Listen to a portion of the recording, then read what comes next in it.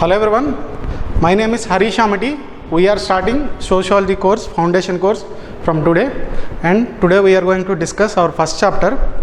I hope you all have seen my demo class.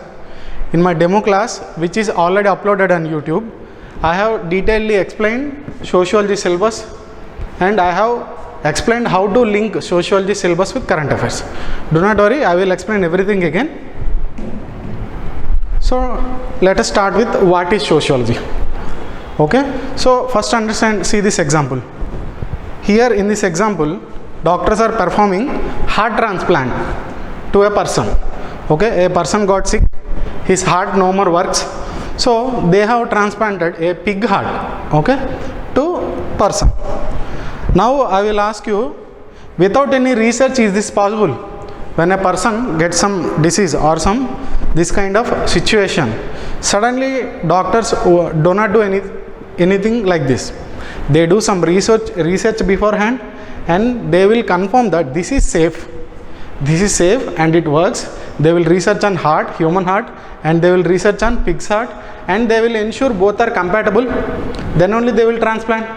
So in any science, my only point to make here is that in any science there will be some research first, a systematic study of an issue, then there will be a list of rules on how to solve a problem when it arises. Then some problem comes, like his heart has failed. So when that problem comes, scientists, which in accordance with the already established rules, already done research, they will resolve the issue. That is how science works. That is how any science works. Okay, now this is for human body. Now what if something like this happens to society? Understood? Now just imagine the same for a society. If society gets sick, that means someone don't like the society the way it is. Then what we have to do? Our parents, old people, think that this current generation is getting spoiled. They are too modern.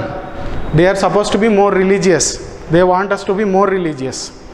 We want old people to be more liberal. We see them as more conservative.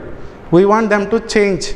We want them to be more modern and liberal. So we want society one way. They want society one way.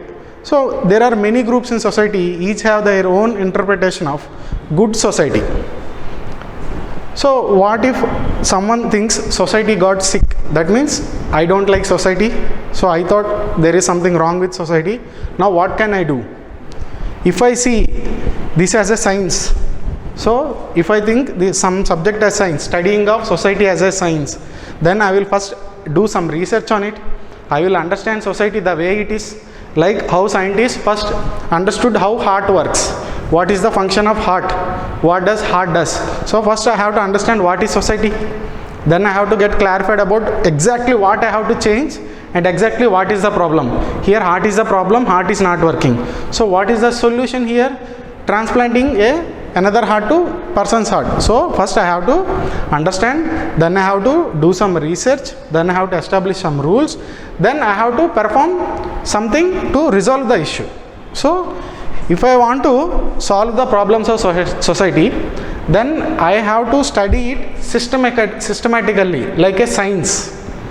So out of this tendency to solve the problems of society, a science got originated. It is called sociology. So what is sociology? Sociology is the scientific study of society. Sociology is nothing but scientific study of society. So this is our syllabus. So paper 1 has total 10 chapters.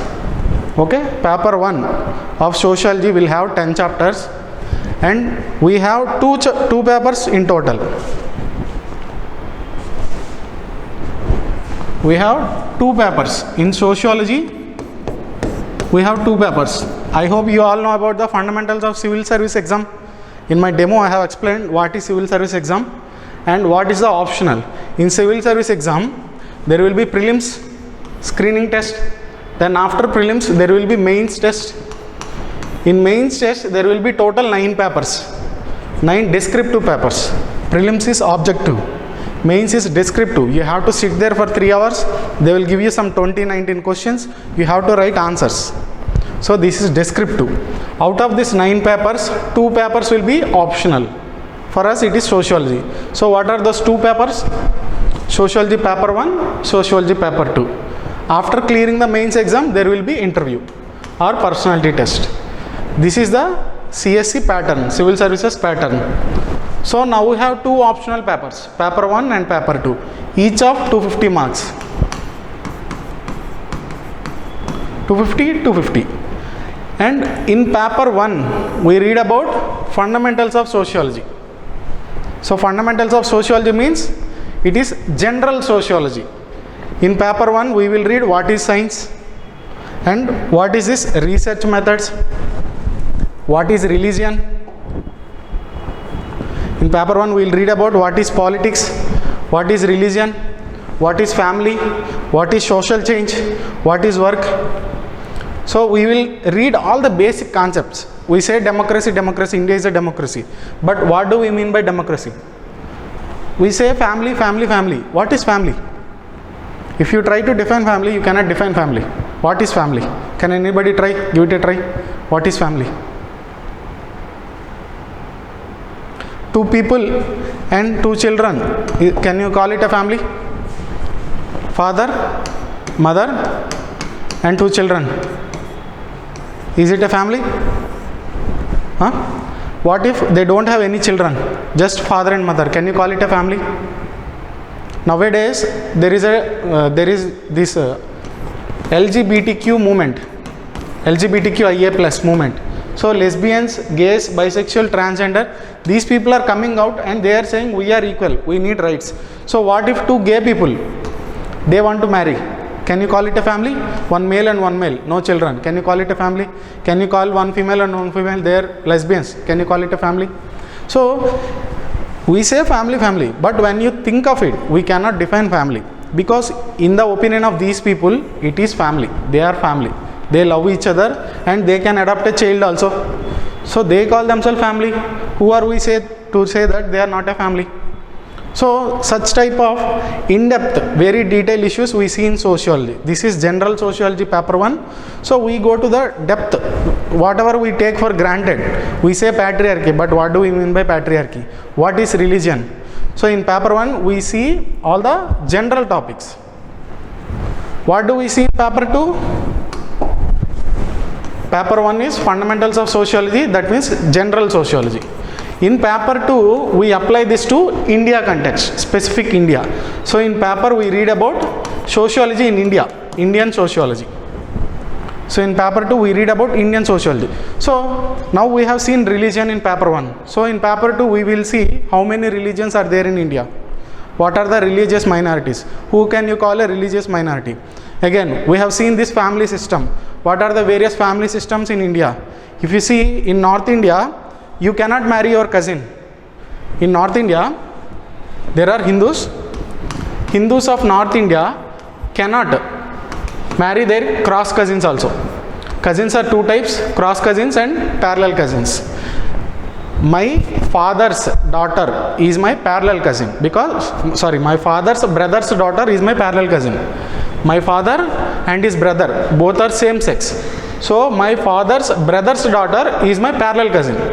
But if you take my father's sister daughter, she is a cross cousin, because my father and his sister are opposite sex. So my father's brother's daughter is parallel cousin, my father's sister daughter is cross cousin. In North India, you cannot marry cross cousins and parallel cousins, no one. But in South India, you can marry cross cousins, but you cannot marry parallel cousins. If I am a South Indian, I can marry my father's sister's daughter. It is fine in South India, but it is not acceptable in North India. It is a sin in North India. If you see Muslims anywhere in India, they can marry any cousin, parallel cousin or cross cousin. So a Muslim person can marry his father's brother's daughter. It is not a sin in Islam. So see, within India, how much variation exists in family systems. So in paper 2, we read about this. How religion works in India. How politics work in India. Politics in India is different. How family systems exist in India. So all the theory we learn in paper 1, we apply it in paper 2. Okay. So usually many people start with this chapter, sociological thinkers. Okay, first you understand that sociology is a social science. Sociology is a social science. What is social science? A social science is something which studies any aspect of society. Any aspect of society you can call it social science.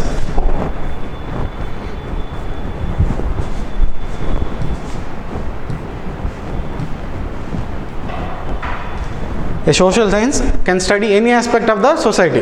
Let's say something studies economy, we call it economics. So a social science which study the economy part of the society is called economics. A social science which studies the political part, political aspect of the society is called political science. You heard of political science? So political science, economy, such way. And if anything studies religion, it is called theology. Theology. So there are many subjects, science or not science, they study specific aspects of the society, not all. But what sociology does? Sociology studies all aspects of the society. Economic goes so much, economic science goes so much deeper into the economy. They make laws, rules about how economy work. But sociology do not go into that much depth. Sociology prefers width. Sociology touches all the aspects but very lightly, only basic fundamentals. So sociology studies economy, government, technology, family, religion, media, education. So all aspects of society are studied by sociology. So sociology is a social science that studies all aspects of society.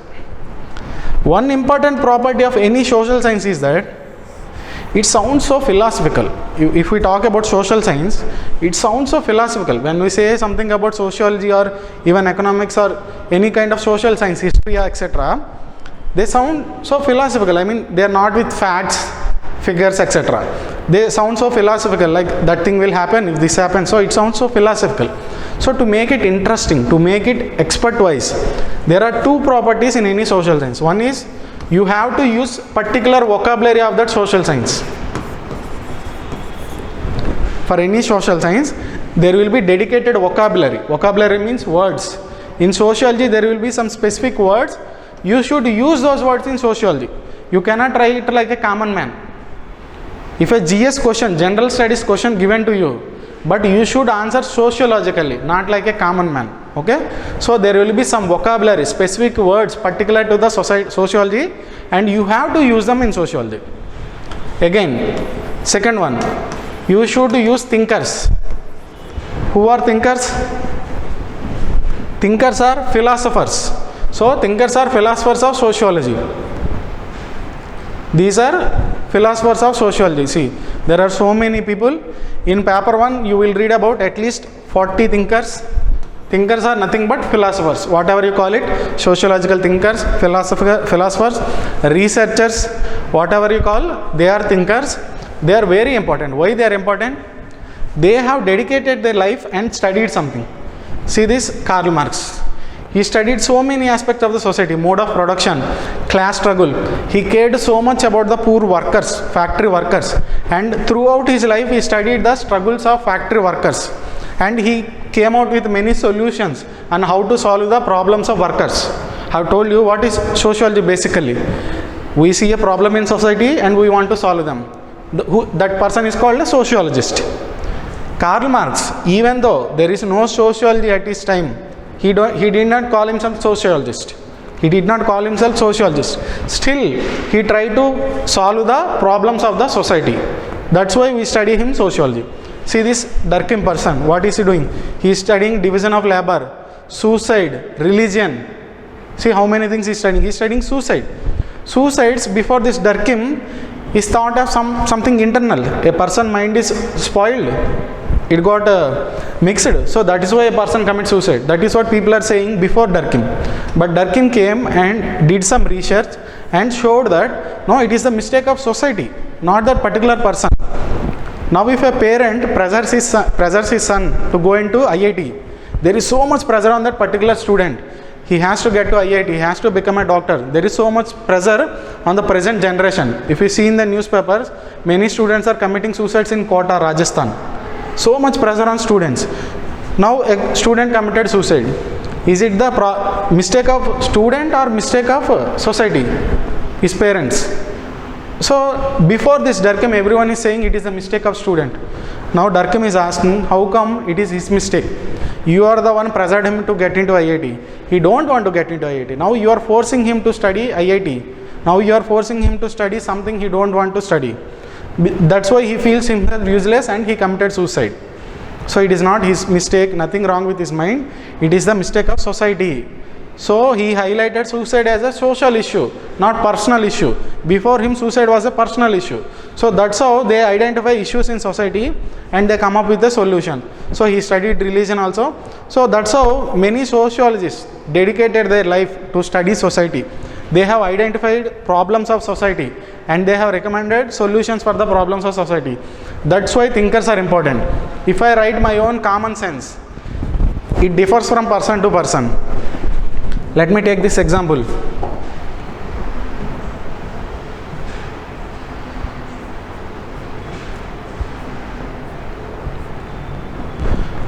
So I go outside. I am a man. I go outside at midnight and there are so less women. There are very few females on the road. Then I will say, in India there are more men than women. It is my observation. It is my observation. I go outside the house and I see the number of people on the road and I will say there are more men than women, because that's what I see. It may be the reality or it may be not, but that is the way I am seeing the society. I see more men, I see very less women at the society. So I say in India there are more men than women. But there may be reasons not knowing to me, like usually women are not allowed to come out of the home. In many religions there are so many restrictions on women. So women are mostly confined to the home. So my opinion got debunked by a research. See here. Now there is a survey called National Family Health Survey. It is conducted by government. In that survey, it was revealed that in India, overall in India, there are more women than men. Now this is my stereotype. If I write in my exam that this is what I feel, is it true? It is clearly wrong, because I am not substantiating with anything. I can say there are more men than women or more women than men, but there is no way to prove it is right. How can you say something is right? You can say something is right when you show some credible research on it. So when you support your argument with something, it looks different, it looks authentic, it looks valid. So whenever you write in exam, you have to support your argument. You cannot just say that. You can say anything as long as you can corroborate with some research or anything. So now how come these thinkers are important? Because they have done so much research. Then you can say, now is suicide a personal problem or social problem? One person says personal problem. Now I say it is a social problem. How can I substantiate? Now I will say Durkheim conducted a study. In this study Durkheim proved that suicide is a social problem. If I say that way, it is okay, because now I have mentioned Durkheim and I have mentioned his study, so I have substantiated my own argument. I did not say with common sense, I did not speak plainly. I have substantiated with a thinker, with a study. So that's what it makes more sociological. How can you make answer more sociological? By using vocabulary. See how UPSC is asking. UPSC is asking, write short answers with a sociological perspective. He does not want common sense perspective. He does not want general studies perspective. UPSC's examiner is asking a sociological perspective. Please write like a sociologist. Please write like an expert, not common person. So how you write like a sociological perspective? These are the three ways. First is using the suitable vocabulary. As I told you, every social science will have some vocabulary. So whatever the vocabulary of social science, you have to use it. Where do you learn it, this vocabulary? When you read these researchers, the way they use the words, there you will learn this vocabulary. In our regular course, you will learn the vocabulary.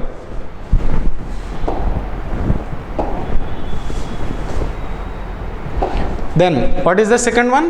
By quoting the relevant thinkers. I have shown you the example. Durkheim's suicide. I have made an argument and I have substantiated using a thinker. So this is another way to make your answer more sociological, like UPSC examiner is asking. Next, using reports, indices, etc. from current affairs. Now I have shown you National Family Health Survey has proved something. There are more women than men in India. So if I say plainly, there are more men than women, it is completely wrong first of all. Next, now if I say there are more women than men, it is right, but there is no way to prove. Examiner don't know whether it's right or not. Another person will write there are more men than women. Now I will write there are more women than men. Examiner doesn't know which is true. How can I confirm examiner it is true? Along with writing there are more women than men, I will also refer to the National Family Health Survey. Now I will say there is a report of National Family Health Survey. It says that there are more women than men. So that's how examiner knows I am right, the other person is wrong. So he will award an extra 1 mark to me. Whenever you mention any thinker or any report or a nice word, good vocabulary, you will get 1 or 2 marks extra than the normal people who write with common sense words. Okay, and another direct requirement is that, see the question, elaborate on M.N. Srinivas structural functionist approach. This is the question, I hope you can see it. So M.N. Srinivas is a sociological thinker in paper 2. This is paper 2, we will see in paper 2 M.N. Srinivas. So in this way, examiner can directly ask sociological thinker also. Normal case is he asks something, we write the answer. While writing the answer, we use thinker to support our argument. That is the normal case. But in some cases, he can directly ask the thinker. If he is a famous person, he can directly ask the thinker. Okay? So that's why thinkers are very important in sociology. So I hope you have understood how we should differ from the common sense approach, general studies approach. There are 4 general studies papers, GS paper 1, GS paper 2, GS paper 3, GS paper 4. The answers you write in GS papers is different from the answer you are supposed to write in sociology. Even if the question is same, still here answer will be completely different because the vocabulary is different. You have to mention thinkers, you have to write reports. There you can write all the common sense general studies normal approach. It is said that usually in UPSC generally 2 questions are there, 10 marks and 20 marks. It is said that in 10 marks you are supposed to mention at least 4 thinkers. You cannot write plain answers, okay? In 10 marks you have to write at least 4 thinkers. In 20 marks you have to write at least 8 thinkers. Then one answer will look good. If you mention 4 thinkers, I have told you this Durkheim, then Karl Marx, these are 2 persons, like that another 2 persons. If you mention in 10 marks, okay, examiner feel, okay, this person read properly and came to the exam. So he is a serious aspirant. That's how the evaluator knows the difference between a person who prepared and a person who came to the exam without preparation. So in any final question in the exam, you have to mention thinkers. All the question you should try to mention thinkers. I am just trying to make you understand the importance of thinkers. These thinkers are directly in the syllabus. As I have told you, in paper 1 you will read about at least 40 thinkers. And in paper 2 you will read about at least another 40 thinkers. We will study all this religion. When the religion chapter comes, 4 or 5 thinkers who have conducted research on religion we will see. Then family, there will be 4 or 5 researchers who conducted their studies on family. Again, politics, another 4 or 5 thinkers. So in paper 1 we read about 40 thinkers. In paper 2 we read about another 40. So you have to remember all these 80 thinkers, not just now. You have 3-4 months time. We will finish in 3 to 3.5 months. In the next 3.5 months, we will see these 80 thinkers. By the time of exam, that means within 1.5 year, you have to by heart all these 40 thinkers and you should know how to use them. When you practice answer writing, you will know how to use these thinkers in final exam. Among these 40, I told you we will learn 40 thinkers in paper 1. Among these 40, 6 thinkers were given directly in the syllabus itself. So he can ask direct questions on these persons. See here a person called Max Weber. So he can directly ask, write about the research of Max Weber. because he is directly mentioned in the syllabus. He is a very famous sociologist, so you have to read all the work of them. These other 34, 40 minus 6, other 34 thinkers, okay, you may forget in exam, one or small minor mistakes are acceptable, but you cannot forget these 6 thinkers. They are very important. Okay? Because thinkers are so much important, many people start with thinkers. Many coaching institutes start with thinkers, but directly going to thinkers without knowing what is sociology, how sociology originated, it will be a problem in my opinion. So first we will read about the sociology origin. This is the first line of syllabus, modernity and social changes in Europe and emergence of sociology. This is the first line, how sociology has originated, what is sociology and how it has originated. So after reading this chapter we will look at thinkers. Okay, so we will read today modernity, what is modernity and what are the social changes it caused in Europe and how this resulted in this modernity and the social changes resulted in emergence of sociology. This is what we will read. Understand that these 3 chapters are fully theory. They are fully theory. You cannot link them to current affairs. These are theory part. You have to understand them. Then from 4th chapter remaining up to 10th chapters, all the remaining 7 chapters, you can link with the current affairs. Whatever is happening in the news, everyday newspaper, you can link everything to the current affairs. So these 3 chapters are fully theory.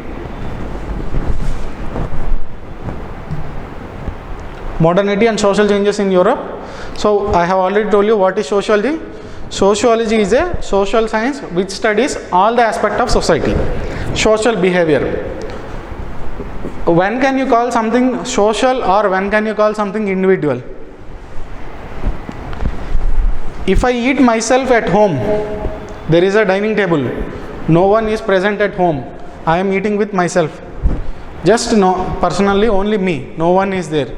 I can eat whatever I want, I can wear whatever I want, whatever the dress I want, I can sit wherever I want, no one is telling me anything.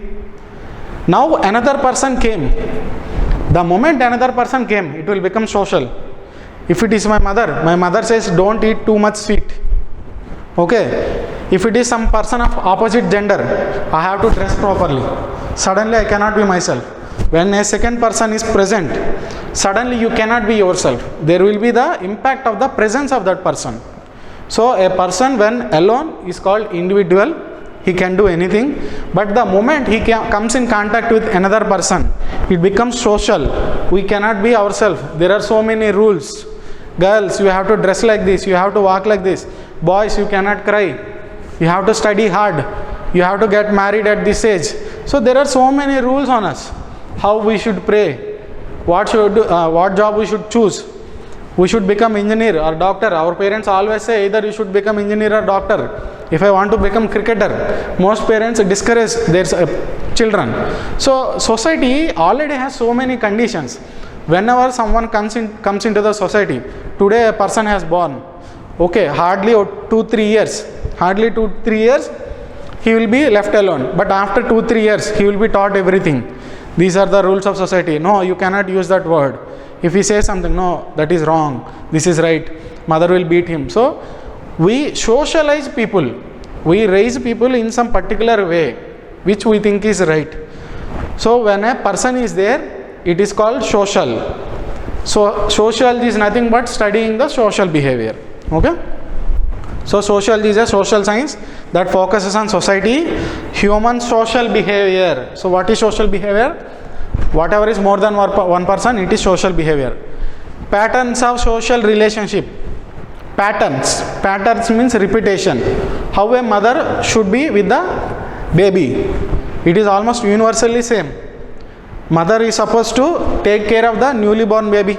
Everywhere you take any mother in any society, she is supposed to take care of the baby. If she don't want to take care of the baby, society will say bad words about her, because they want mothers to be in a specific way and there will be patterns. Father has to work and father has to pay our college fees. This is a pattern. My father will pay my school fees, my friend's father will pay his school fees, some other person father will pay his school fees. So there will be pattern. Same thing gets repeated. Same thing gets repeated. What my father does to me, I does to my son does to his son. So there will be patterns across space and time. That is because of social rules. By the time we born, there are already pre-existing rules. So sociology will study patterns of social relations, social interaction and aspects of culture. So what is our religion, how we should dress, what gods we should worship. Can you choose? I will be Hindu, but I don't worship this god. If you born Hindu, you have already pre-existing gods to worship. You can worship Rama, Shiva, Vishnu. These are the gods of Hinduism. You cannot say, I will bring Allah to Hinduism. You cannot say that. Society won't accept that. You can be Muslim and pray to Allah, or you can be Hindu and pray to Ram. If you mix, society won't accept it, because there are already pre-existing cultural elements. Okay, a Hindu will dress like this, a Muslim will dress like this, a woman will dress like this, a boy will dress like this. So there are already many aspects of patterns and culture aspects of etc. So sociology is nothing but a social science which studies all of this. If I have to put all of this in simple words, sociology is nothing but the scientific study of society. So I will study society in a scientific way, not randomly, in a scientific way, so that I can understand society truly and I can change it if I want to change. If society is having a problem, then we should be able to change it. So just for to give you an idea, to give you a perspective, I have given this question. Just take 1 minute and read it. Modernity posed difficult questions to which sociology provided answers. This is a practice question on the first chapter, which we are going to discuss. But I have given a question just to make you understand. See, if this is the mains question, it may be 10 marks or 20 marks. What he is asking? Modernity posed difficult questions to which sociology provided answers. So he is saying modernity posed some difficult questions. To whom? To society. How sociology originated, we will read. How it originated, something called modernity happened. Now we say modern. What is modern? So that we will discuss. Something called modernity happened, and there came some challenges because of it. There came some problems, and because of that problems, now some people wanted to resolve those problems. So how can we resolve problem? That is what sociology, na? We will study it scientific way, and we come up with some rules, some ways to treat society. So there are some problems and sociology provided answers to it. That is the question he is asking you to elaborate. Normally how you should write this question? I can start with defining modernity. Any question you have to write some introduction first of all. You do not directly write answer. This is the question, but you cannot write directly answer in any paper. In any general studies paper or optional paper, whenever a question given, you have to take examiner slowly into the answer.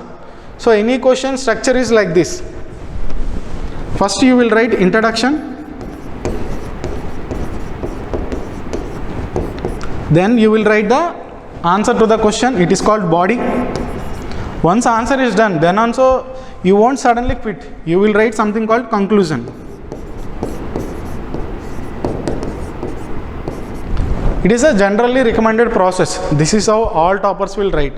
Whenever something is given, first they will slowly take the evaluator into the question, into the body, using some 1-2 lines called introduction. Then they will write the answer. Then again, to give that feeling of completion, they will write something called conclusion. Okay? So if you take this structure, how can you introduce? He is asking about modernity. So first you can write about definition of modernity. Modernity is the ideology which supports new ideas, not traditional ideas. Traditionally, people are religious. Now people believe more in science. Traditionally, people wear different thing. Now people wear somewhat they call modern clothes. Traditionally, small families exist. Joint families exist. Traditionally, joint families is the norm. Now small nuclear families is the norm. 4 people. In old times, there will be 6 or 7 people in a single house. It is called joint family. Now the fashion is only 4 people. 2 parents, young parents and their children. It is called nuclear family. So there is something called modernity. It came with some changes. So I will define modernity. Now again, as I told you, I can say something without supporting, or I can say something with supporting. So either I will write modernity myself, or I will use some definition of a thinker, someone who has done some research on modernity and defined modernity. I will use his definition. So I will say this particular person, Yogendra Singh, he defined modernity as this. Okay, so that's how you can write. If I write my own definition, I will get like total 10 marks. Let's say question is 10 marks, I will get 4 marks out of 10 if I write my own definition. If I use a thinker, then I might get 5 marks or 6 marks out of 10. So that's how using thinker makes a difference. Again, not just modernity, there is another word, sociology. I can define sociology also here. I can say sociology is the scientific study of society, or I can define sociology using a thinker definition. Somebody, let's say Ginsberg, there is a sociologist called Ginsberg. He has defined sociology. It is a very famous definition. Now I can say Ginsberg defined sociology like this. If I write like this, again I will get more marks. So that's how you should use thinkers. I will write modernity definition, sociology definition, then I will highlight what are the problems modernity caused, then I will write how sociology gave solutions, then I will say while giving these solutions to the modernity, a new scientific science called sociology has emerged, which later flourished. So I will conclude in a neat, nice way, in a positive way, so that examiner will get a good feeling. Okay, this answer is nice. So that's how you should write sociology questions. To write questions in the proper way, you should know the theory part first of all, whatever the theory we are going to discuss. Then you should keep an eye for thinkers. Okay, thinkers. Apart from these 3 chapters, for all the rest of the chapters, you should also connect sociology with the current affairs also. Not these 3 chapters, rest of the chapters you can connect with current affairs also. So this is what we have discussed already, sociology. Now see, I can write like this. In the previous question, I can write like this. Ginsberg defines sociology as the study of human interactions and interrelations, their conditions and consequences. This is the definition given by a sociologist who conducted a study on what is sociology. Everybody is saying sociology, sociology, sociology. But what is sociology? So he conducted his own research. So he came up with a definition. Because he conducted some research, his definition is valid than my own common sense definition. So if I write like this, examiner will give you 1 mark extra. Okay? So sociology, the word sociology originated from both Latin and Greek. Socio, in Latin socio means companion. Companion means someone who stays with us, companion, somebody who gives us company. And the logy, second part of the word, logy means study of. So sociology is the study of companion. That means people who are with us. That means society or social behavior. So this is what sociology. This is how you can use thinkers in questions. See, whatever we do, it is sociology. Family, religion, culture, dances, helping each other, everything. Whatever we do together with another person, it becomes a part of sociology. Now, what is sociological reasoning? Sociological reasoning is a systematic thinking about the society we live. I told you, if you take a minute and ask about the definition of family, what is family? You cannot come with a clear definition of family. Till now, there are 10-15 sociologists who try to define family. No one can define in a clear way. Everyone's definition is failing one way or another way. That much difficult defining something like family. So, what is this sociological reasoning? Systematic thinking. What is sociology? What is religion? I am saying religion. What is religion? Durkheim defines something called religion. Okay. So, everything, if you question whatever we think we already know, what is society? What is social change? What is education? What is science first of all? So, questioning like this, systematically, not irrationally, systematically, that means you have to come up with a social proper logic. Then whatever questions you have raised, then you will find the answer. So there will be a procedure, system. So systematic thinking is the sociological reasoning. So whatever someone says, that we should question it. We should not blindly accept that. That is called sociological reasoning. But this sociological reasoning, it is not new. It is very old. Sociology is new. Sociology came in 19th century only. Sociology as a subject came in 19th century only. If you take physics, physics already existed in 15th, 16th century also. Physics is very early topic. Okay. In fact, this biology, medicine, etc., something called Hippocratic something both, I think. I don't know, but they are old, very old. If you see, our own books are there, Ayurveda, etc. Ayurveda book is a book on medicine. So, medicine is very old. Medicine is not new. Even in our ancient times, medicine exists. Physics is also old, but sociology is not an old subject like that. Sociology is very new. It came in 19th century. 19th century. First time the word sociology was used in 1839. Before 1839, no one even heard of this word sociology. So that much new subject it is. But the sociological reasoning is not new. Sociological reasoning we always know, but we have never named it sociology. We have always indirectly or subconsciously done this sociological reasoning. There are some books like Ardhashastra of Kautilya. Kautilya, you must have heard Chanakya. Kautilya or Chanakya, both are names of the same person. So he wrote a book called Ardhashastra. In that Ardhashastra, this is the book of 3rd century BC. 3rd century BC. That means it is 2400 years old. From today it is 2300, 2400 years old. That means before 2000 years he questioned on his own society. He is thinking about his own society, his own king, how people are living in his time. So he did some sociological reasoning in this book also. There is another book called Republic of Plato. He is an European thinker, Greek thinker. So in Greece, this Plato also done some with sociological reasoning. So it is not new. But calling it a specific science, separate subject, separate body of knowledge, that concept came in 19th century only. But subconsciously we always done this sociological reasoning, which is questioning the things we see. And why did it originate in 19th century? Why suddenly 19th century? We are doing sociological reasoning for so many centuries. But what happened in 19th century that gave rise to this subject called sociology? That we will see. So there is something called Dark Ages. This is in Europe. Sociology originated in Europe, especially France. You know the country France. Have you seen the Europe map? Country France. Okay. Sociology exactly originated in France. So sociology is seen as something originated in Europe, then came to India. It originated in Europe in 19th century. Sociology in Europe, then it came to India by 20th century. By 20th century it came to India. So sociology in India developed after sociology in Europe. So sociology in Europe developed in 19th century. Why 19th century? If you see, there is something called Roman Empire. In Europe history, there is something called Roman Empire. It is a very big empire, Roman Empire, Rome, Italy, Rome. So Roman Empire, it is very big, it is very famous, it is very known for its architecture, etc.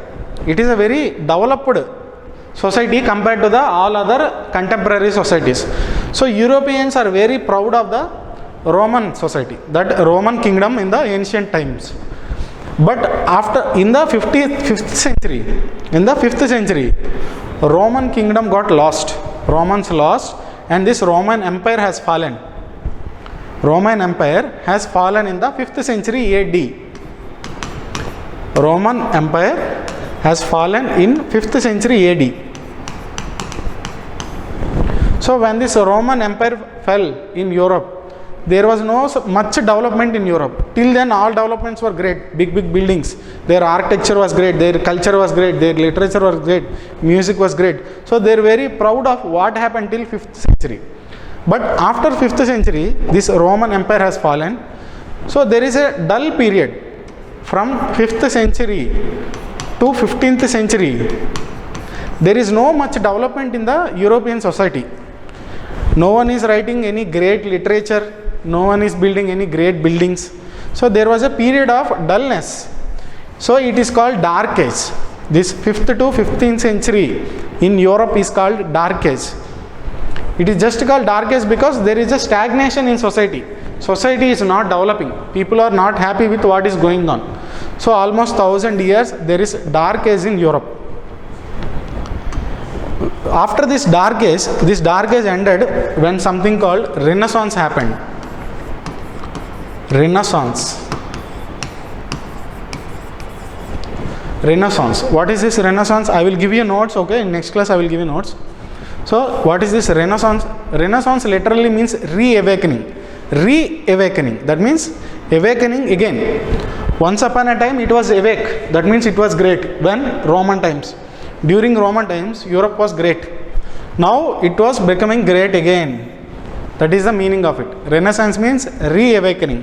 When did this Renaissance happen? It started in 14th century. So till 14th to 18th century we call it Renaissance.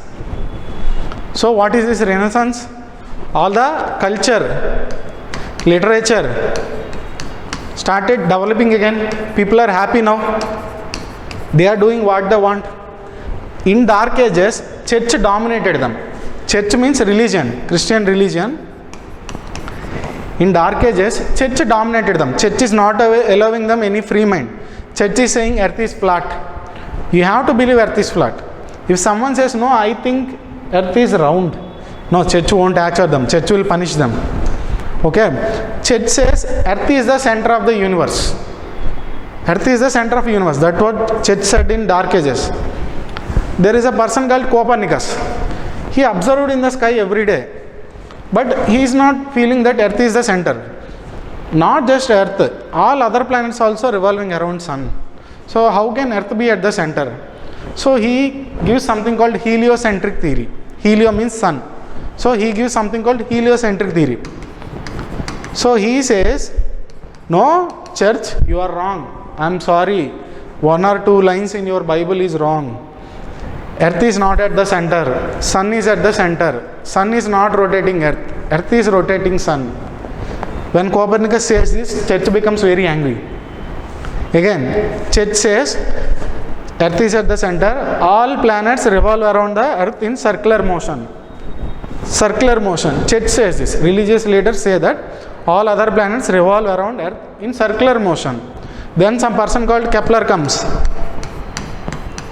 He says, sorry, church, again, no one revolves around in a circular orbit.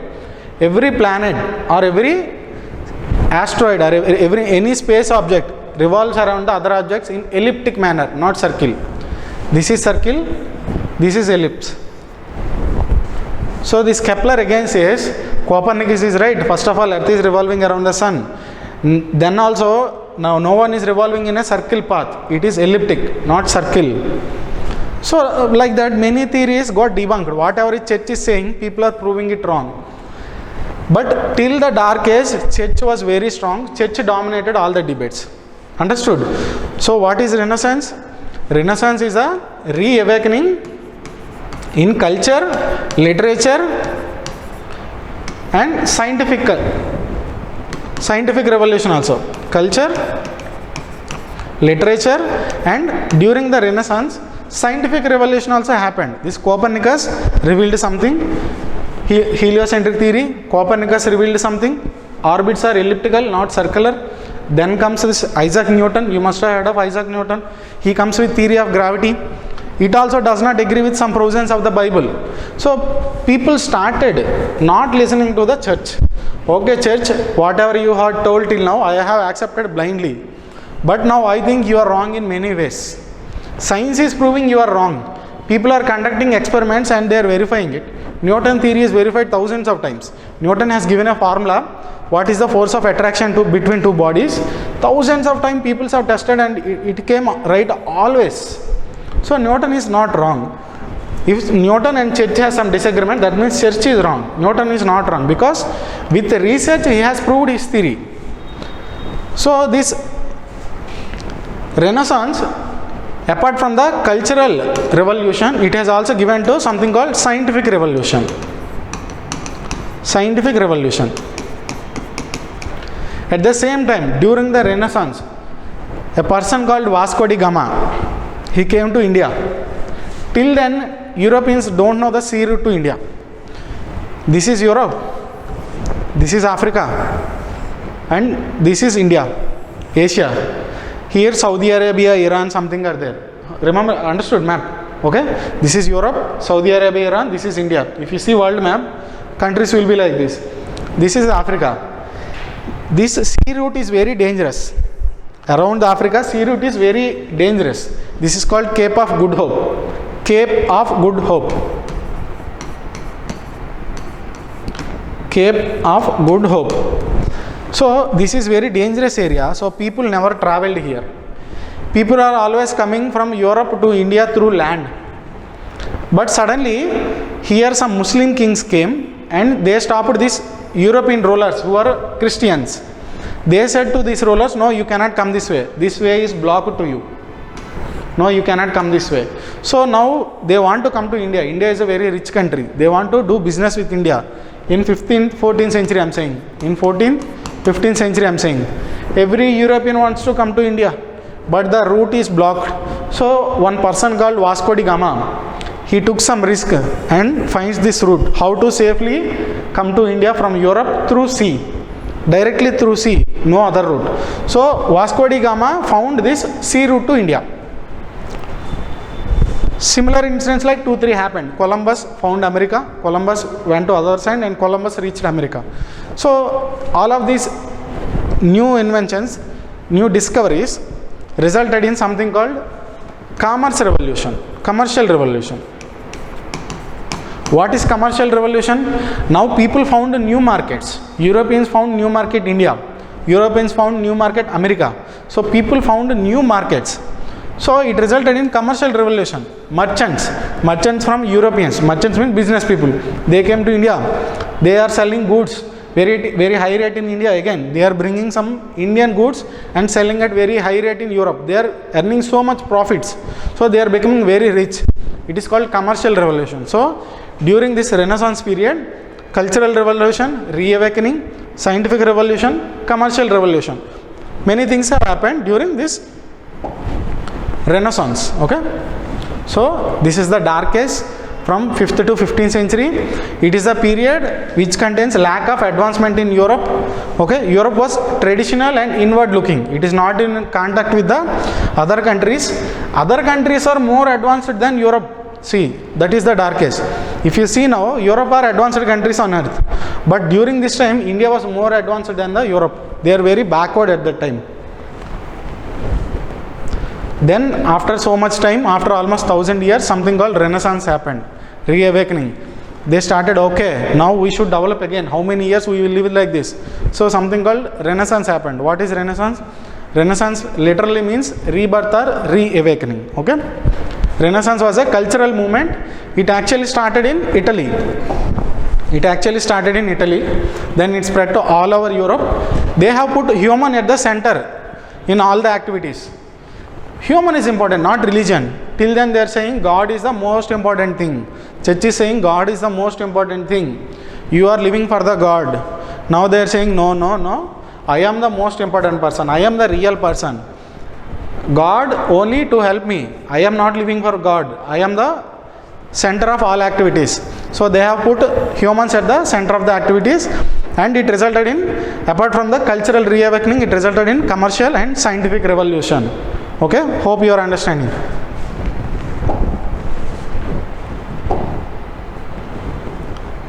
So see, this is Galileo.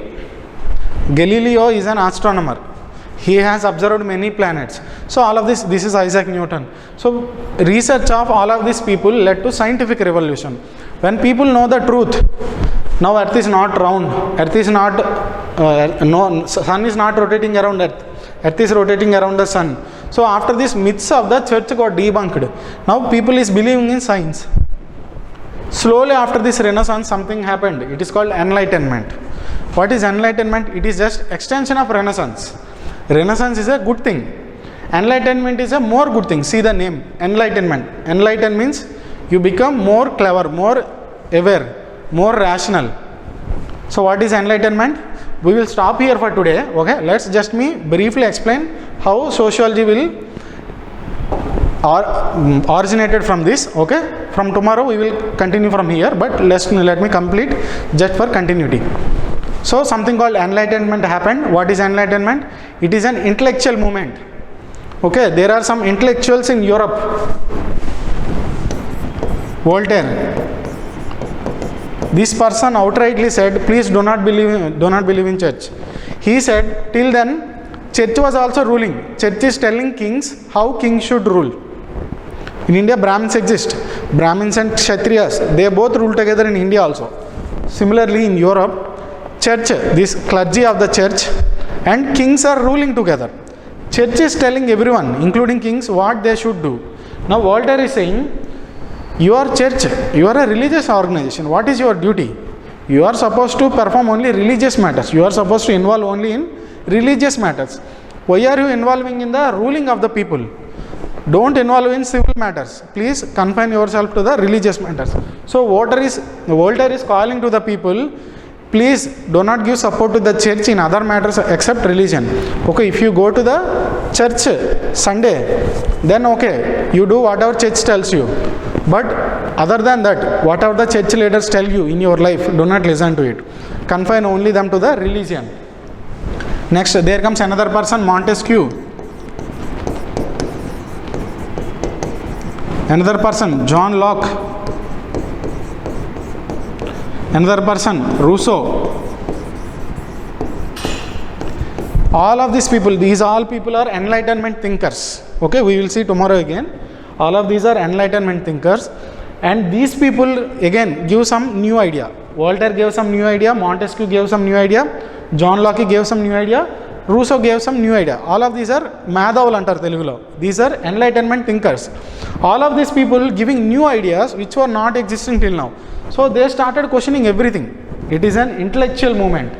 Okay, enlightenment is an intellectual movement where thinkers used reason and the scientific method. Okay, you just listen to anything that is only verified. What is scientific method? You will conduct research, and if research proves it is right, then only you will listen to it. You will use reason. You do not believe it anything blindly. Use reason.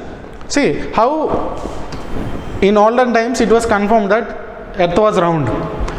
People are saying earth is flat. In Bible it is said earth is flat. But how some people got to know earth is round?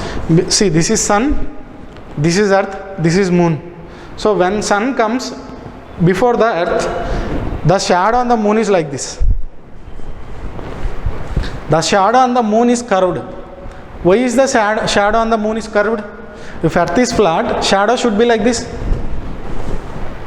So some people derived that shadow on the moon is curved, but shadow is coming from the earth because earth is between sun and the moon.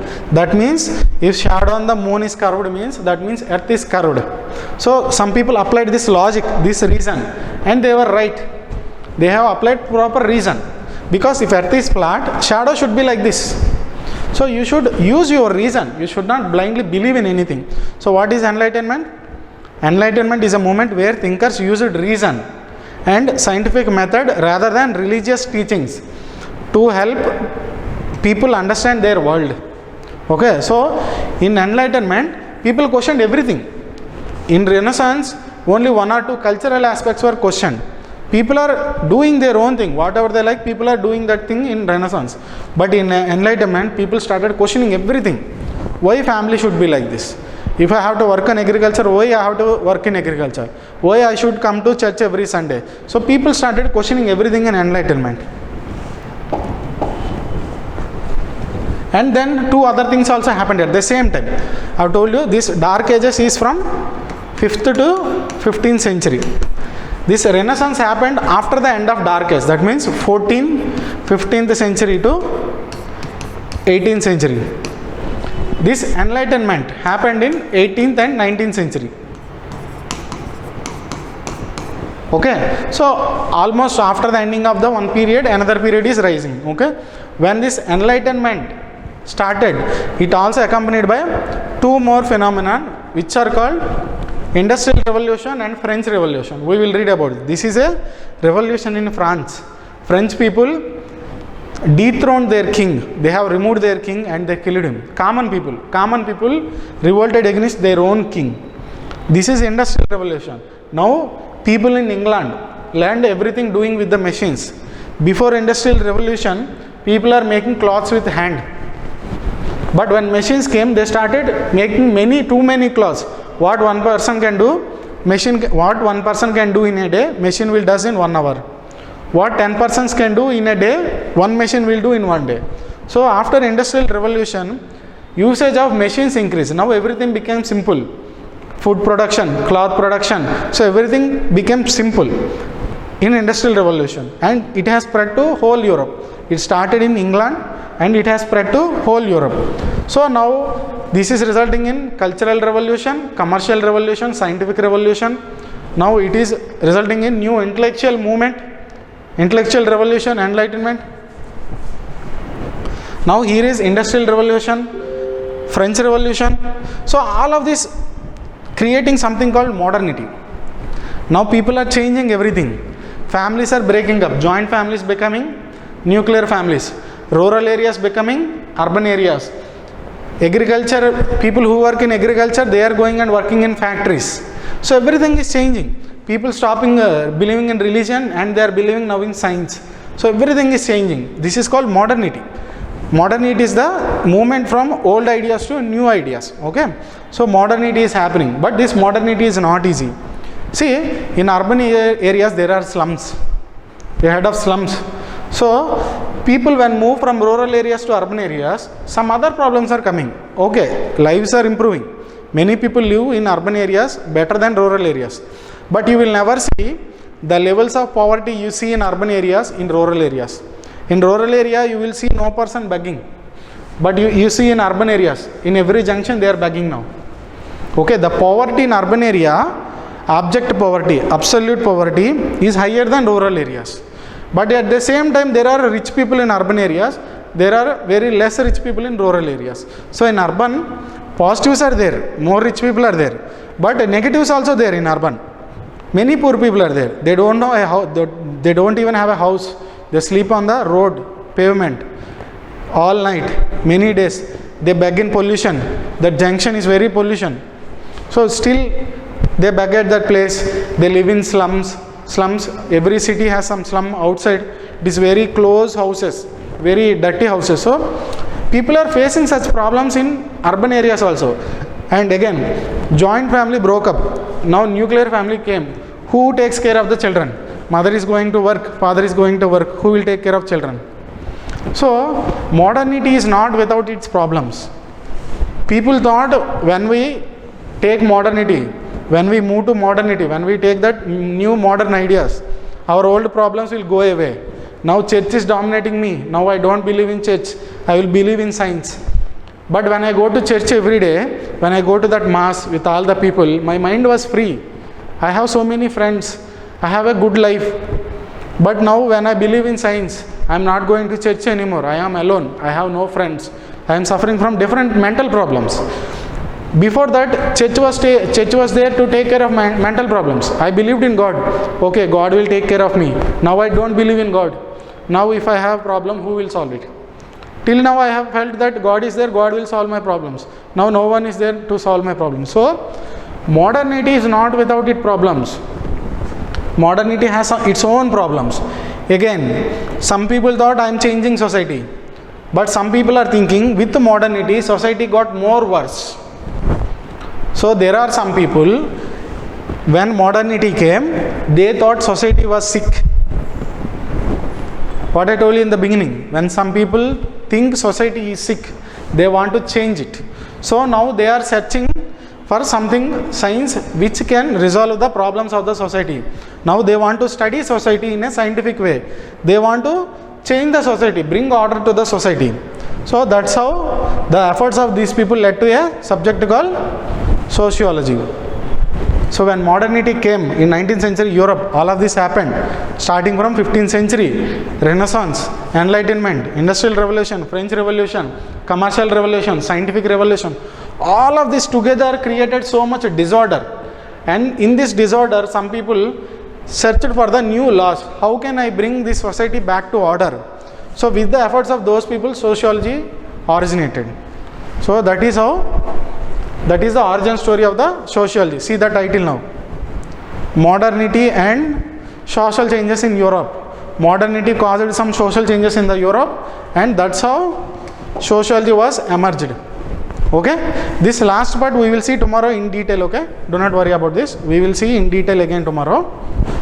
So just understand, this is how sociology originated. So we will conclude our session for today. This is first chapter.